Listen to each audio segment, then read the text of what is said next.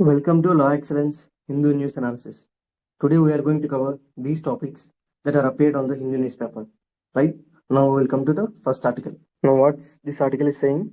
This article is saying that Russian tanker splits in storm, spilling oil into the Kerch Strait. Now this is the context of the news. Now what happened? Due to the storm, the Russian tanker splits, while carrying the cargo from Russia. Okay. Now this happened near Black Sea in the Kerch Strait. Okay. Now, from the examination perspective, how this article is relevant? See, UPSC has a habit of asking, especially regarding the seas. Now, if you see this 2019 PYQ, it is saying that match the sea and bordering country. Okay. Now, if you see this, you know, Black Sea, Croatia is not bordering Black Sea. Hence, you can, remove the two. If you remove the two, automatically you will get the answer. Okay. The answer is B.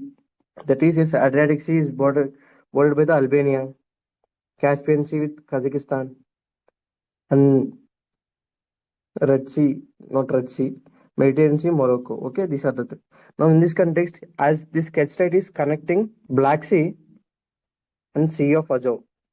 So remember this from the plane's perspective that Kerch Strait is connecting Black Sea and Sea of Azov. Now we will see in the map also. Now this is the context of the news. Now in another way, you can also use this in the examination. Now in GS paper, the recent questions are asking what is the impact of oil spill, how it can be removed. Okay. Now events like this will lead to oil spill, and you can use this exact example in the GS paper 3. Okay, if at all ask a similar question, marine pollution and things like that, you can use this example. And next, in this article, it is mentioned the importance of Kerch Strait. Now this article is saying that Kerch Strait is very important, especially regarding the use of exports of Russia, especially Russia's grains, crude oil, liquefied natural gas. Okay, that is what mentioned in this article. Now this Kerch Strait is disputed between Ukraine and Russia also, because Ukraine is accusing that Kerch Strait is under control of the Russia. Now it is misusing. Now this allegation was dismissed by the Russia. Now this is the things that are mentioned in this article, right? Now this article also mentioned that these vessels that are splitted because of the storm are stranded between the Russia and Crimea in the Kerch Strait area. Okay, these are the things. Now from the police perspective, we'll see certain things regarding the Black Sea and important sites that are mentioned in that area. Okay. Now, from the examination perspective, just see, observe this Black Sea here. UPSC may ask that what are the countries that are bordering? Just say now you have seen the match the following question. Like that, in the future, it may ask like which of the countries that are bordering Black Sea. Okay. Remember that there are 6 countries that are bordering the Black Sea. Okay. They are Bulgaria, Romania, Ukraine, Russia, Georgia, and Turkey. You can see here also. These are the 6 countries that are bordering Black Sea. You can use whatever the keyword you have. For example, in my time, I use this, like birds and things like that. If you have any other keyword, you can use. Now, from the another important perspective, like rivers. Now, UPSC PWQ, it was asked that which are the following rivers are flown into the Indian Ocean, right? Like that, it may ask that which are the following rivers flow into the Black Sea. Okay. Now, from the examination perspective, remember these 4 important rivers. Okay, these 4 important rivers that are flowing into the Black Sea. That is Dnieper, Dniester, Don, Cuban. Okay. Now, among these three, four, this Dnieper is important because you know that during the Russian war, you may have heard about this Kyiv. Like Kyiv is the capital of Ukraine. Now, this Kyiv is on the banks of this Dnieper River. Okay, remember this fact from the prelims perspective. Now, remember, see here. This Black Sea is connected to the Mediterranean through various straits. Now, these are the things that you have to know from the examination perspective. Okay, now, just now in this article, it is mentioned Sea of Azov. Where the Sea of Azov is? Here, it is Sea of Azov. Now, the Sea of Azov is connected to the Black Sea through Kerch Strait. Now, this is what Kerch Strait, which is mentioned in this article. Okay, now this Black Sea, here it is Sea of Marmara. Okay, now the Black Sea is connected to the Sea of Marmara through what? Through Bosphorus Strait. Now, this is called, Bosphorus Strait. You can see beside also, this is Bosphorus Strait. Now, the Sea of Marmara is connected to the Aegean Sea. Now, here there is Dardanelles Strait. Okay, Dardanelles Strait. Here, see here, you can see here, this is Black Sea. Okay, this is Sea of Marmara.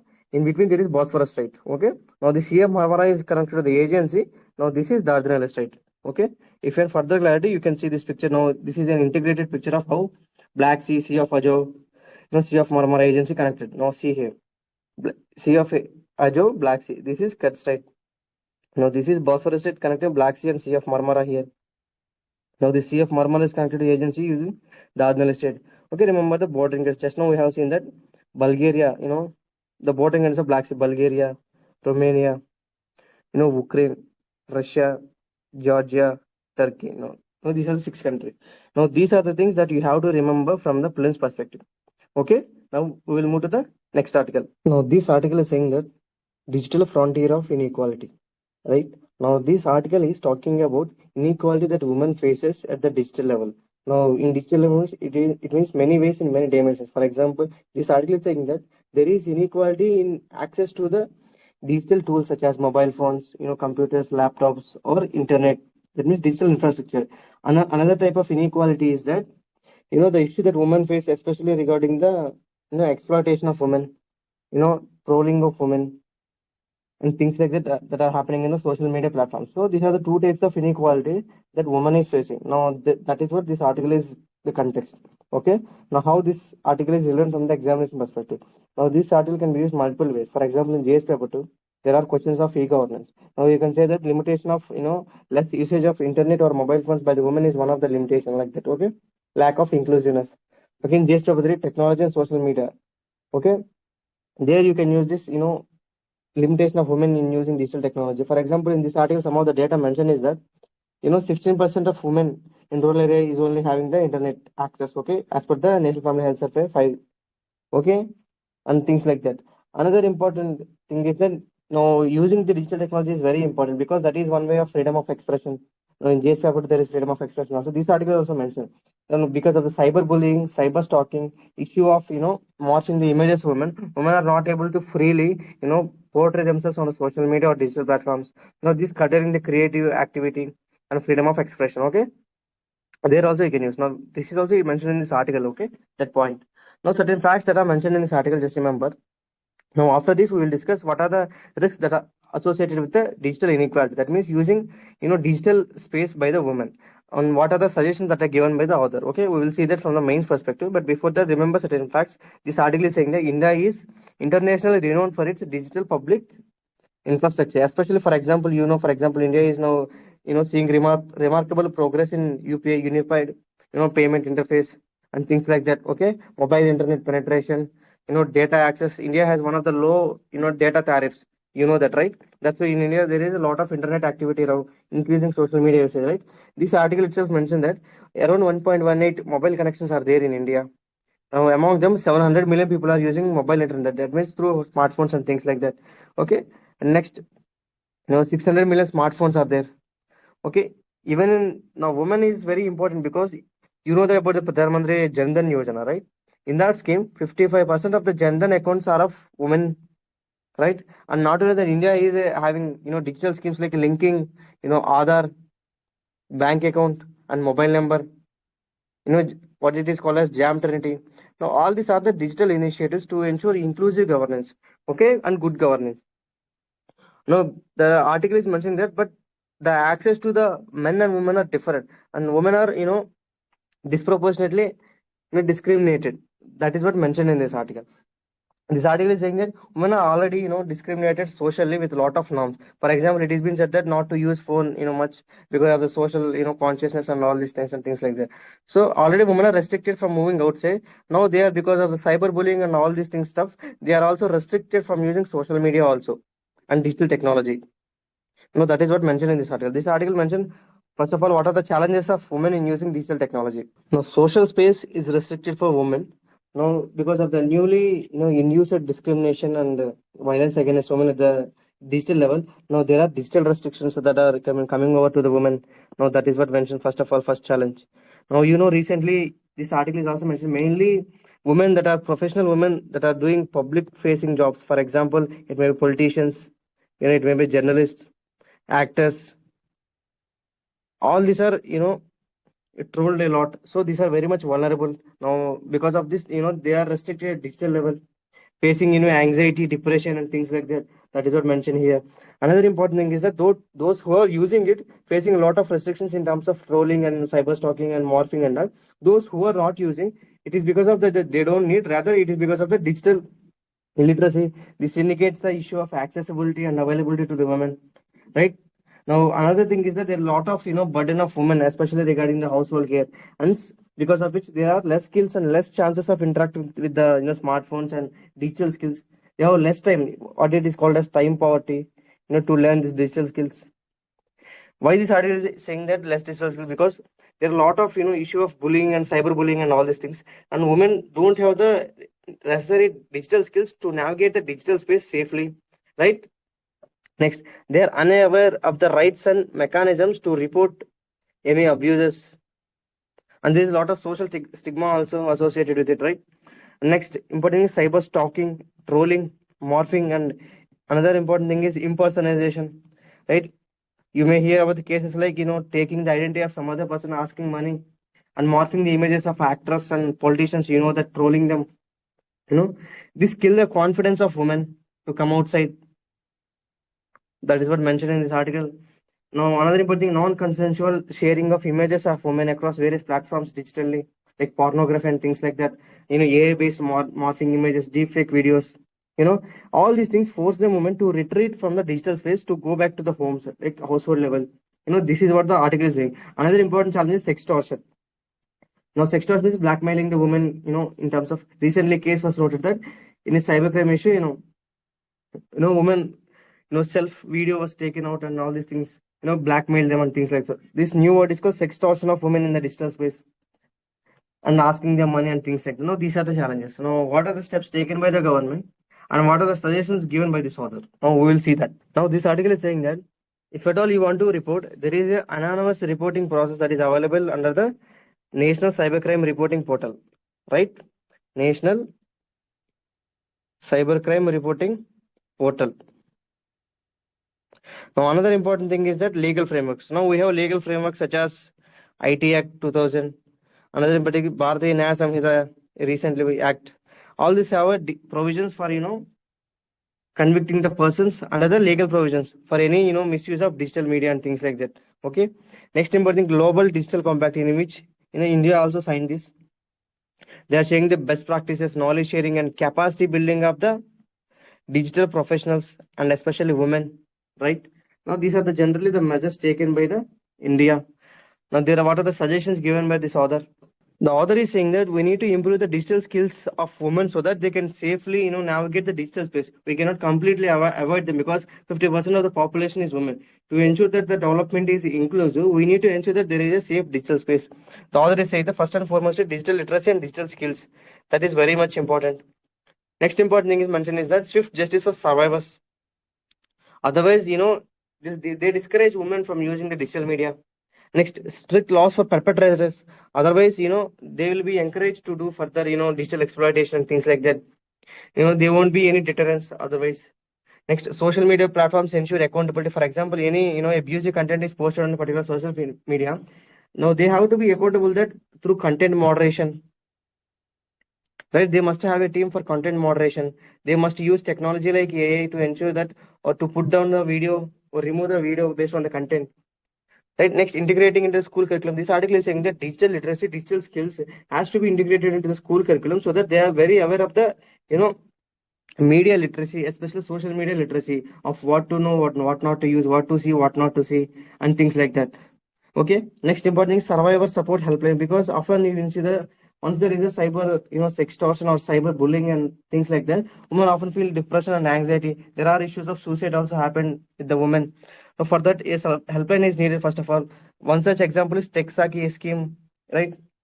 Which is one of the helpline is supporting the survivors of cyberbullying and all these things. Next, community workshops, and this is what they mentioned in this article. Another is leveraging the private tech companies so that they will use the AI and content moderation. Now these are the things you have to remember, especially from the mains perspective. Okay, about the cyber security. Questions are asking GS paper 3. There also you can use this like these examples given by the authors, such as integrating in a school curriculum, content moderation through social media platforms and things like that. Okay. Now we will move to the next article. Now this article is saying that let's talk about one candidate, multiple constituencies. Now what is the context of the news? That recently Ramnath Kovind headed committee that is for the One Nation and One Election submitted its report. Now in this context, this article is saying that everyone is talking about One Nation, One Election. No one is talking about one candidate, one election. Now that is what this author is saying. Now this author is saying that there are across 44 to 50 by-elections are conducted in 2024 itself. Now this little lot of wastage of money. Now this is what this author is saying. Now this is also not representative of people's will also, because you know people voted for one person in one constituency. If they giving up their constituency because of the he elected in other constituency also, now it is misrepresenting the people also. Now this creates voter apathy and all these things. Now that is what mentioned in this article. That's why this author is clearly mentioning that certain reports like Law Commission report, parliamentary committee reports, even Election Commission of India in one of its reports said that there is a need to remove of this provision of one candidate multiple constituencies. Now because in India elections are regulated under the that this RPA 1950 Representation of People Act of 1951, right? Now before 1996 there is no restriction of candidate contesting multiple seats. You can contest in multiple seats as an MLA or MP. Now this was misused by the many leaders. Now in 1996 this act was amended, in which now it is restricted to 2 seats. A candidate can contest in at maximum 2 seats. Okay. No, this is also wastage of money and all these things. That is what article is saying. And many committees and others also saying that we need to amend this, this section and remove this limit. Now, one person has to be one seat. Okay, that is what author is saying. Now we will see what are the challenges of it, what are the benefits of it, and what are the suggestions given by this article. Okay. Now, first of all, how this article is relevant. Now, previously it is asking electoral reforms is one of the important and recurring theme in JS paper 2. See, this article is saying that to enhance the quality of democracy in India, the Election Commission of India has proposed electoral reforms in 2016. What are the suggested reforms and how far are they significant to make the democracy successful? Right? Hence, this removal of this one candidate multiple constituency is also a reform suggested by the Election Commission of India. Right? Hence, in this context, this is very important. Okay. Now, this article is saying that if there is only one person, one vote for a parliamentary democracy, there need to be one candidate and one constituency. Right? Now, from the examination perspective, we will see what are the challenges associated with one person, multiple constituencies. Okay. The first and foremost, it is the taxpayer burden. Now, in 2014, the administrative cost of the elections is around 3,800 crore. Now, presently there is no estimate available, proper estimate, but it is estimated that in 2024 election it may take around 6,900 crore around. Now, that the administrative cost of the elections, especially the legislative elections, are taken by the state government. And if it is, MP elections, Lok Sabha election, it is taken by the central government. Okay, remember that thing, it is mentioned in this article. So it is useful for the examination, prelims examination. That type of questions are asking. Okay. Now that is one thing. Another important thing, burden for the political parties also. For continuous elections, political parties also, take, not so good routes or take routes of black money, private donations and things like that. Now it is estimated by many private organizations and NGOs that around 1,35,000 crores are being spent by the political parties for various things. Right? Now this may lead to issue of black money and all this thing stuff. And this author is saying that this is disproportionately discriminative because this favors the ruling party. For example, let's say a person candidate in 2 seats in an election. His party came to the power. As per the rules of the Representative People Act 1951, he has to give up one seat. Now, in that city, again, the elections are conducted. Now, in that by-elections, it is been said that the party who is already came to the power will have advantage. They can easily mobilize the resources. They can easily mobilize the people. They have effect of the people. As people think that they are already in the power, it is better to appoint this person. Better to vote for this person. Things like that. Hence, this favor the ruling party.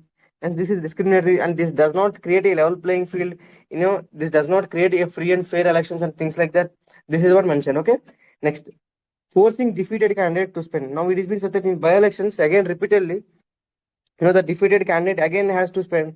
Now already we said that this favoring ruling party, this is a loss of money to him. Right? Now, as per the Representative People Act, if there is any vacancy, the new by-election has to be conducted in 6 months. Now, 6 months is a very less time to strategize the loss for a defeated candidate. That is also mentioned here. Right? Next, leaders' interest, not public interest. Now, this being saying that the politicians are prioritizing their politics over public. That's why they are contesting in 2 seats, because they want to be completely, power in power. They want to be completely get that MLA or MP seat. Hence, they are not looking for the people. That means wastage of money or wastage of time, resources, and things like that. Like, okay, they are prioritizing the position of power. That is what other is saying. Next, this creates confusion over roles and responsibilities. Okay, what does it mean?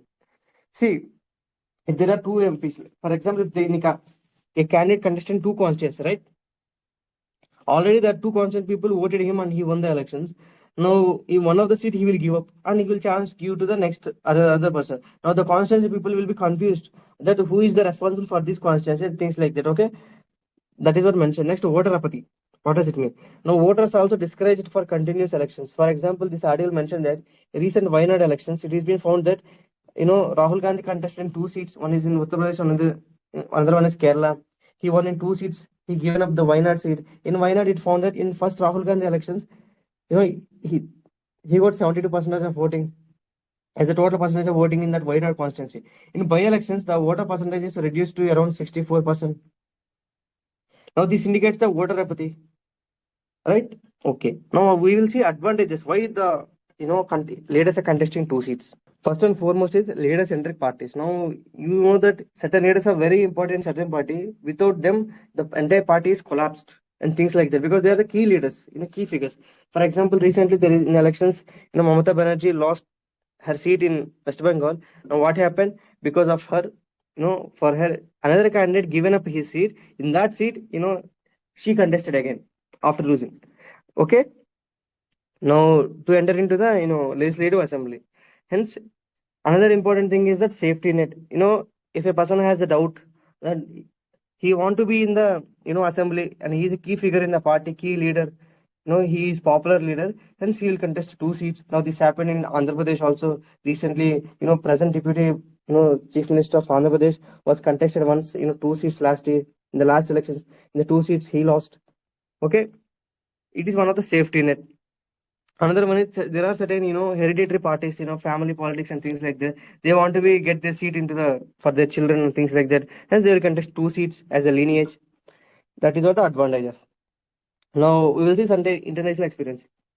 Okay, in Pakistan there is no such restrictions. They can contest in any seats. For example, it means that the Pak Prime Minister in the last elections contested around 5 seats. In Bangladesh, the restriction is 3. In European countries, majorly UK and other countries, it was banned, contested in multiple, constituencies. But what the author is saying that majorly it's better to remove as per the committee's report. But if at all they want to continue, we can do that 1 year for by-elections. Now it is being said that as per the RPA Act, they need to conduct elections within 6 months. But 6 months is a very less time to strategize for the defeated candidate, right? If there is 1 year time, he will get a rejuvenate and re-strategize his defeat so that people also get the time, to see the performance of the elected government. Hence, this remove the bias also. Now, this is one of the effective things suggested by the author. Next, full cost of by-elections to be, given to the person who given up his second seat. This is again, majority of the candidates will not accept.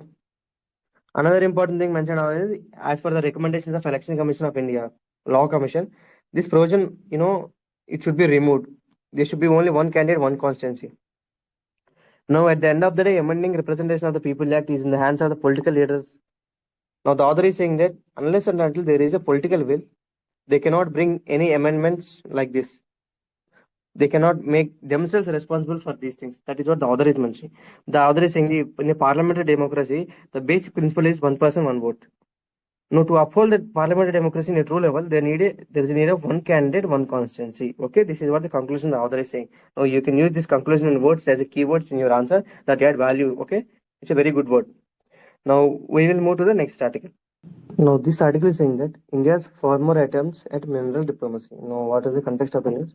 Now, you know that there are certain minerals which are critical minerals, which are called critical because they are useful in the sunrise sector, emerging technological sectors, for example, electronics, okay, renewable energy, energy storage systems and things like that. And not only that, they are useful in critical infrastructure such as communication and things like that. Hence, they are critical minerals. They are called critical minerals. Even not only that, recently, government also notified under Mines and Minerals Development Act of 1957. Okay, certain minerals, around 30 minerals are regarded as a critical minerals. What are they? It can be beryllium, chromium, lithium, cobalt, nickel, and things like that. Okay, to ensure that there is, liberalness and flexibility in exploration, encourage private sector investment and things like that. Now, why it is happened? Because as these are the critical for the technological evolution and India's development. And India is an emerging economy. A rapid industrialization is going to happen. It further is happening because of the digital revolution and all these things. There is a rising need of these minerals. But what happened in the present context? India is 100% dependent on the nickel imports, cobalt imports, and not on lithium imports and things like that. Even though we have resources such as cobalt, but still we are not, exploiting because of the environmental concerns and things like that. Lack of adequate technology and economically not feasible. Okay. Not only that, we are increasingly focused on the electric vehicles like EV. Further we need lithium ion batteries. Now, lithium is one of the critical mineral. Again, this is also dependent on imports for India, right? In this way, a lot of things are dependent on the India. Another important thing is that 90% of the major critical minerals that India imports are from the China, and this is strategically vulnerable. Now, this is called a strategic vulnerability for India because India cannot depend on China all the time, right? No, this creates dependency, and at any time there can be, because of the bilateral border issues or any geopolitical issue, there can be issue of supply chain disruptions. Okay, a chance of supply chain disruptions. Now, to avoid these things, India need to diversify its supply chain. Okay, that's why this article is saying that it is the importance of mineral diplomacy. Okay, that is the context of the news. To avoid these supply chain disruptions and over dependence on China, we need mineral diplomacy. And not India also not have all these resources, minerals, right? Even though India have the technology is not there, right? Okay. Now this article is saying that to ensure that there is a mineral diplomacy, India has taken certain steps. What are they?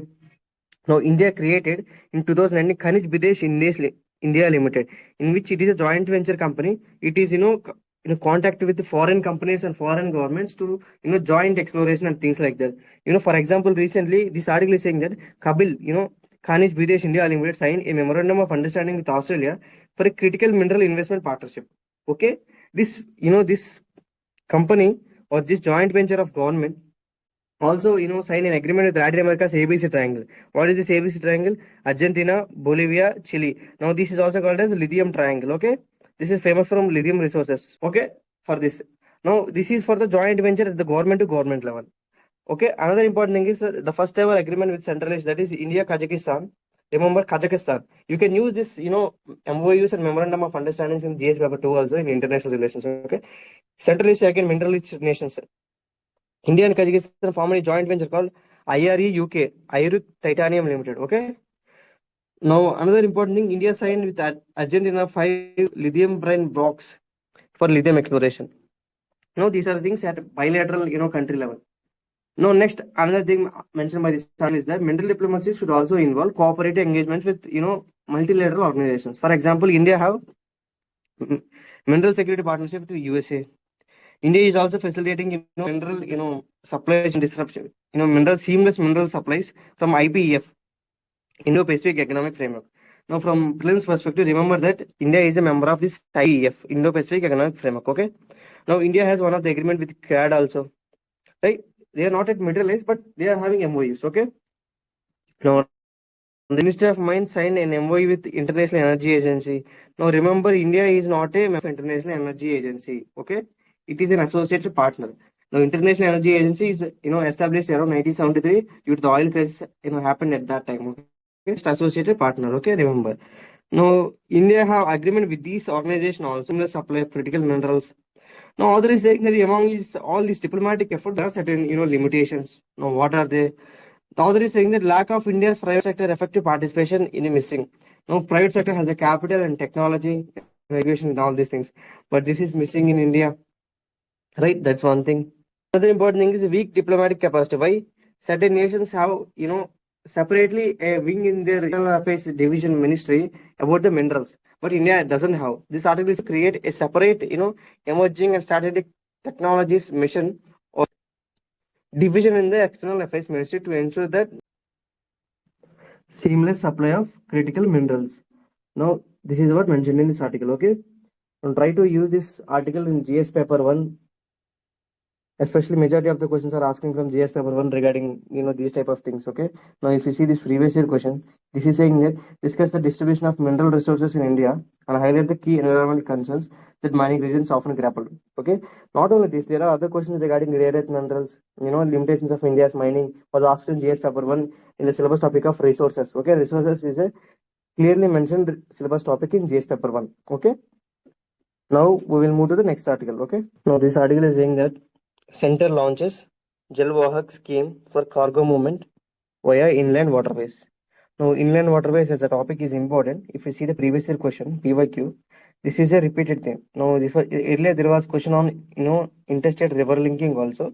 Now, questions are asked regarding inland waterways. Now, if you see this question, this is the PYQ in mains. Enumerate the problems and prospects of inland water transport in India. So, it's an important thing, okay? It is an important thing. Now, what this article is saying that a new scheme for facilitating cargo movement via inland waterways is now started by the Ministry of Ports, Shipping and Waterways. Okay, remember this ministry from the plane's perspective. This article is mainly important from the main perspective. What are the advantages and disadvantages of inland waterways? Now, one of the things mentioned in this article was 35% of reimbursement for those who are operating vessels through inland waterways. Now, this is just to encourage the private sector. Okay, this is what mentioned in this article. Other than that, certain important things mentioned in this article is Waterway 1 is on the river of Ganga, National Waterway 1. National Waterway 2 is on the Brahmaputra. And National Waterway 16 is on the Barak River. Now, people will remember 1 and 2, but not 16, okay? 16 is on the Barak River. Remember, okay? These are the things you have to remember from the, prelims perspective. Majorly, we will see what are the advantages and disadvantages of inland waterways, okay? So, the first and foremost advantage of inland waterways is about cost effectiveness. Now, as per the study of World Bank, it is said that inland waterways in India are 60% cheaper than a road transport and 20 to 30% cheaper than the rail transport. Hence, it adds less burden on the business, right? Next, fuel efficiency. Now, it has been said that energy consumption per kilometer of transport of goods and services, it takes less amount of, fuel for the transport through inland waterways. Now, it has been said that it takes 50% less fuel than a rail transport. Okay, around 20% less than the road transport in terms of, now that India, imports, crude oil and all these things stuff. Because of the increasing fuel efficiency, we can reduce this import also. This is a burden, advantage in that way also, right? This lead to a big savings. Next important thing, emission reduction. Now, as it takes that, less amount of consumption of fuel, hence there is chance of emission is also very less. That's one advantage. Next, labor intensive process, hence this creates a lot of employment. Next, because of the development of this continuous inland waterways and they are mostly scenic areas, hence this promote tourism, especially river cruise tourism. As this involves a lot of ships, this also promotes shipbuilding industry. Now there is no issue of land acquisition also, because for construction of railways and all these things, you need the issues of road transport and all land acquisition problem. But there is no land acquisition problem here. This is one of the advantages. Okay, and this also reduce congestion on the roads, railways, etc. And there is reducing congestion. There is a seamless movement of the cargo also. This overall, promotes this logistics performance. Okay, and promotes the seamless movement of goods and services. Hence, our goods will be competitive. These are the advantages. Okay. Next, what are the challenges that are there? So navigation challenges. What does it mean? See, there are certain rivers which are shallow in nature. They have narrow width and all these things. Right? In this, there is, there is a lot of erosion is also happening. Now, all these are the natural, navigational challenges, which are very difficult to navigate. Next, environment concerns. What does it mean? Now, to promote the inland waterways, we do a lot of dredging activities. Okay, dredging, desiltation activities. This affect the ecosystem of the rivers. Natural ecological flow will also disturb. Water quality is also disturbed at all these things. Okay, this impacts biodiversity and ecological balance. Next, intermodal connectivity. What does it mean? For example, it is been said that to directly ensure that the cargo is moved to inland waterways, first of all, these inland waterways have to be connected to the other transport of road, railways from the port areas. Okay, and next, this road connected to the road transport also. This intermodal connectivity is required. Otherwise, it's of no use again. Next, interstate coordination. Why does it mean? For example, if the goods are how to move in the Krishna River to the Telangana, from the port area of Andhra Pradesh, because Telangana don't have the coast. So Telangana, Andhra Pradesh need to coordinate, but there is a river disputes between the states, hence coordination is difficult. That is what the author is saying. Next, water availability. Now, some of the rivers in India depend on the rain. Not all the rivers are perennial in nature, hence less water availability. In the shallow means rivers are not able to flow. Rivers are, ships are not able to facilitate movement, right?